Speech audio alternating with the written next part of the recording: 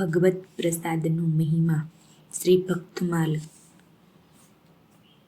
ભગવાનને ભક્તિપૂર્વક અર્પિત કરેલા પત્ર, પુષ્પ, ફળ, જળ વગેરેને પ્રસાદ કહે છે. ભગવદ અર્ચન કરીએ ત્યારે ભગવાનને સમર્પણ કરેલ પ્રત્યેક પદાર્થ ભગવાનની સાકાર થયેલી પ્રત્યક્ષ કૃપા જ છે. આવી જ દઢ ભાવનાથી તેનું ગ્રહણ સેવન કરવું જોઈએ.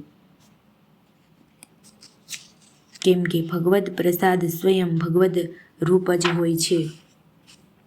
ભગવાનના દર્શન, સ્પર્શ વગેરે મંગલકારી છે. તે જ પ્રમાણે પ્રસાદ પણ ભગવત પ્રસાદની શ્રેષ્ઠતા અને તેના પ્રત્યેક અનન્ય ભાવ પ્રદર્શિત કરતા રહીને તેઓ વધુમાં કહે છે કે વૃંદાવન ક્ષેત્રથી બહારના કોઈ બ્રાહ્મણ દ્વારા લાવેલી મીઠાઈ પણ તેમને ગ્રાહ્ય નથી, જ્યારે કે વૃંદાવનના ચાંડાળ દ્વારા લાવવામાં આવેલો ભગવદ પ્રસાદ અને સંતોના રાંધેલા ભાત પ્રસાદનું ઉચ્છિષ્ટ પણ તેમને માટે ગ્રહણ કરવા યોગ્ય છે. શ્રીમદ ભાગવતમાં કહેવામાં આવ્યું છે કે શ્રી ભગવાનની પ્રસાદી માળા, ચંદન, વસ્ત્ર, અલંકાર, નૈવેદ્ય વગેરેનું જે ભક્ત સેવન કરે છે તેમના પર માયાનો પ્રભાવ પડતો નથી.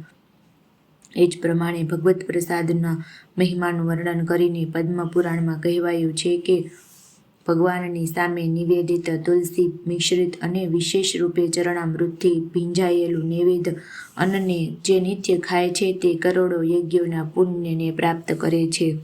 આ પ્રમાણે ભગવત પ્રસાદનો અપાર મહિમા છે. ભક્તોને માટે તો તે જીવન ધન હોય છે. જગન્નાથ કા ભાત જગત પસારે હાથ.